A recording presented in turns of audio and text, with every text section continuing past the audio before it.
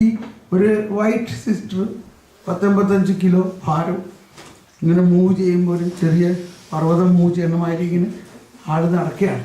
അതുകൊണ്ട് എല്ലാവരും വളരെ ശ്രദ്ധിക്കുന്ന ഒരു ക്യാരക്ടർ. ഇങ്ങനെ വന്നു കഴിഞ്ഞു.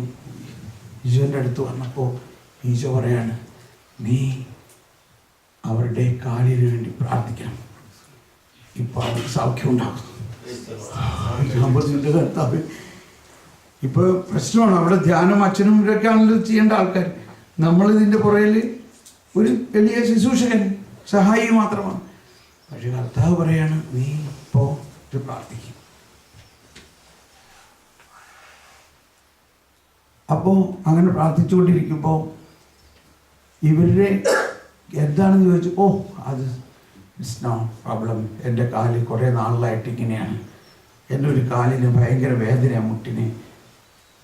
അപ്പോൾ ഈശോ പറയാണ്, ആ കാലിനല്ല പ്രശ്നം മറ്റേ കാലിനാണ്. ഇവർ ഇത്രയും നാൾ ഡോക്ടറെ അടുത്ത് പണിക്കുന്നതെല്ലാം ഈ പ്രശ്നമൊന്നുമില്ലാത്ത കാലാണ് എന്ന് പറഞ്ഞാൽ അതിന് വേദനയുണ്ട്. അതിൻ്റെ വേദനയുടെ കാരണം മറ്റേ കാല് അല്പം നീളം കുറഞ്ഞതുകൊണ്ടാണ്. ആ കാലിപ്പോൾ ഇടത്തെ കാല് നീളം കുറഞ്ഞതിൻ്റെ പേരിൽ ഇവരുടെ നടക്കുമ്പോഴെല്ലാം ഇവരുടെ വലത്തെ കാലിലാണ് ഭാരം മുഴുവനും വരുന്നത്. അതുകൊണ്ടാണ് ആ കാലിന് വേദന. ഇത് പറഞ്ഞപ്പോൾ ഇവരാകെ അന്തം വിട്ട്. What do you mean? എനിക്കൊന്നും അറിഞ്ഞൂടാ കർത്താവ് ഇങ്ങനെ പറയണം. സിസ്റ്റർ ഒന്ന് ഇരുന്ന് നോക്കട്ടെ. നോക്കുമ്പോൾ എന്താ ശരിയാ, ഈ ഇടത്തെ കാലിന് ഒരു 3/4 ഇഞ്ച് നീളം കുറവ്.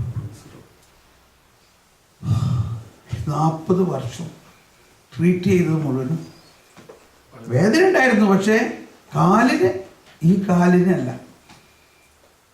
ഈശോ പറയാണ്, ഇപ്പോൾ നീ ആ നീളം കുറഞ്ഞ കാലിൽ കൈവച്ച് പ്രാർത്ഥിക്കുമ്പോൾ ആ കാലുകൾക്ക് നീളം കൂടും. ദൈവമേ, എനിക്ക് വിശ്വസിക്കാൻ പറ്റുന്നില്ല. പക്ഷേ ഈശോ പറയാണ്, നീ അങ്ങനെ ചെയ്യും. ഞാനിത് പറയുമ്പോൾ അപ്പോൾ ഞാൻ പറഞ്ഞു, എന്നാ ഇങ്ങനെ പ്രാർത്ഥിക്കും, ലോർഡ് ഹെൽപ്പ് മൈ അൺബിലീഫ്. അങ്ങനെ പ്രാർത്ഥിച്ചു. അപ്പോഴേക്കും വേറെ സിസ്റ്റർമാരൊക്കെ വന്നു. ഞാൻ ആ കാലിലിങ്ങനെ കൈ വയ്ക്കുമ്പോഴേക്കും മുഖമെല്ലാം ചോരച്ച് രക്തമെല്ലാം കൂടുതൽ ഓടാൻ തുടങ്ങി, മസിലുകളെല്ലാം പ്രവർത്തിക്കാൻ തുടങ്ങി. ഇതാ വളരെ ശക്തമായിട്ട് കർത്താവിൻ്റെ ശക്തിയും ഒഴുകാൻ തുടങ്ങി. യേശുവിൻ്റെ നാമത്തിൽ അസ്ഥികൾ നീളം കൂടട്ടെ എന്ന് പറഞ്ഞപ്പോ ഈ അസ്ഥി ഇങ്ങനെ നീണ്ട് ആ കാല് നീണ്ട് മറ്റേ കാല് കൂടി ഒരുപോലെ. യേശുവേ നന്ദി, യേശുവേ കർത്താവിൻ്റെ അത്ഭുതകരമായ ശക്തിയുടെ പ്രവർത്തനം. ഇനി നോക്കണം, ഇത് കഴിഞ്ഞിട്ട് ഈ സിസ്റ്റർ എങ്ങനെ നടക്കണമെന്ന് ആലോചിച്ചു. അതുവരെ ഇങ്ങനെ നടന്നിരുന്ന സിസ്റ്റർ ഇപ്പോൾ സുഖമായിട്ട് ഇങ്ങനെ നടക്കുകയാണ്. ആളുകളുണ്ട്, അത് സിസ്റ്റർ യോഹനല്ലേ, പറയാണ് ഇങ്ങനെ എന്നെ കർത്താവ് സുഖപ്പെടുത്തി. അത് കഴിഞ്ഞപ്പോൾ ഒരുപാട് സിസ്റ്റർമാർ എൻ്റെ അടുത്ത് വരാൻ തുടങ്ങി. അപ്പോൾ ഉടനെ അച്ഛൻ പറഞ്ഞില്ല, ഇവിടെ രോഗശാന്തി അവിടെ നടത്താൻ പാടില്ല, രോഗശാന്തി മെയിൻ സ്റ്റേജിൽ നടത്തുള്ളൂ.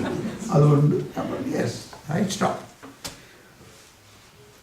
അത് ഇന്നും അച്ഛൻ അതോർത്ത് പറയാറുണ്ട്, വളരെ അനുസരണയോടെയാണ് അത് കേട്ടതിനെ കുറിച്ച് കേട്ടോ.